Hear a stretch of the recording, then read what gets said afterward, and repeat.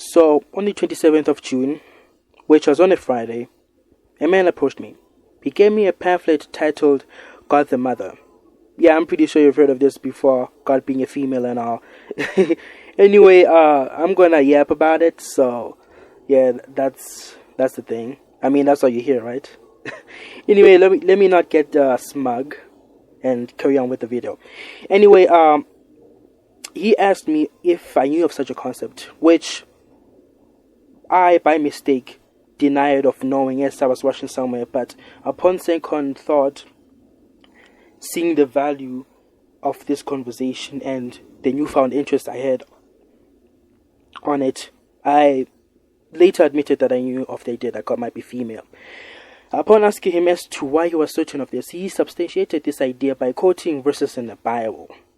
It was not really substantial, as he basically said that God created all human beings in His image, therefore indicating that God is female. I mean, yeah, that's not enough to convince me. That's not enough to convince anyone, I think. He did this because he was basically attending a church which basically used this ideology as, I can say, its benchmark. That's how it functioned. It functioned on the idea that God is female. His church identified itself as Christians, but with the exception that God is female, which was not enough to convince me to join that church, along with any churches. I have a disdain for churches, but that's a topic for another day. Anyway, this discourse inspired a conversation with myself regarding the topic.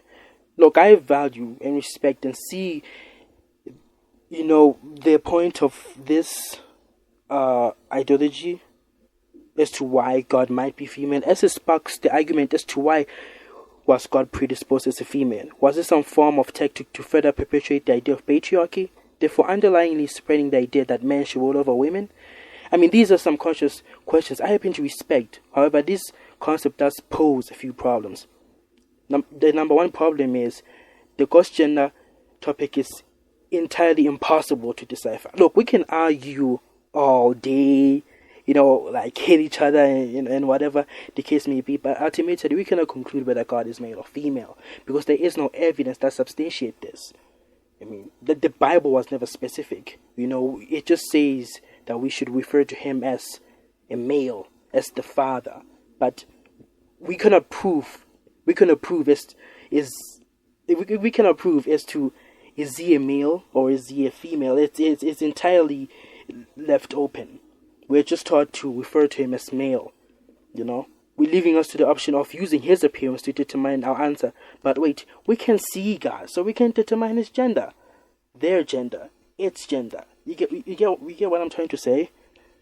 I mean, to me, I support the idea that being a Christian, that God is in complex, being way beyond comprehension of the human being, therefore being ambiguous.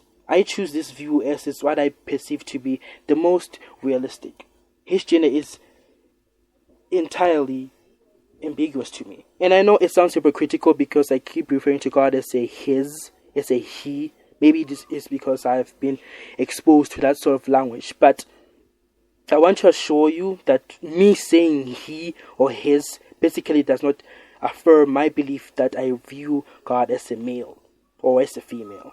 For me, it's just entirely something that I don't think we can comment on or we can determine a objective conclusion on. Another problem with this ideology is that it's ultimately pointless. Even if we were to know God's gender by, some manner, it will not change anything. It will not mean anything. It has no significance. I fail to understand the obsession with the topic. It is as if God's gender determines superiority of another gender. Maybe that's the reason why this conversation is very popular. Yes, it is inspired by gender politics, which are very trendy nowadays, that should bring a satisfying conclusion, rendering one gender better than the other. I mean, it doesn't make any sense to me. The other problem with this ideology is that it is unnecessary. It literally brings nothing important to the table, unless if gender wars are your thing. being Sigma and fighting misunderstanding and whatever the case may be. I mean, it impacts our lives insignificantly. I feel like this conversation to me strays us from the word of God. We should use religion as guiding tools to be better people, especially regarding morality, not to use it to satisfy our condescending agendas. Also, this video that you're watching right now is not even from me, so I apologize to you and to the person who recorded playing GTA 4. As for some reason, on my Intel Celeron N4 500 1.10 GHz 4G RAM PC, I keep having a problem by simultaneously using the default screen recording service and playing GTA 4. I can't do that. So I will put details on the comment section as to who recorded this video as a token of appreciation to that person, and if there's anyone who knows the solution towards my problem on my potato PC, please help me, whether it be some form of screen recording app, because I really want to record my own footage. I'd like to also apologize for covering this topic in a short period of time. I know it does not do it justice because it's quite an important topic.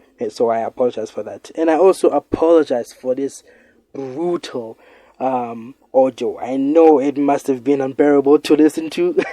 So yeah, I apologize. I mean, I just saw this mic on Take-A-Lot. It's called a lavalier or whatever the case may be. I don't even remember it. I just saw it and I bought it. It's cheap, you can't deny cheap stuff. Anyway, I'd like to thank you for watching this video. And please share your thoughts and share your comments. Like I am really open to criticism. I'm new on YouTube, so I don't mind listening to what people or reading in this context to what people have to say. Anyway, if you enjoyed this video, if you liked it, please like it.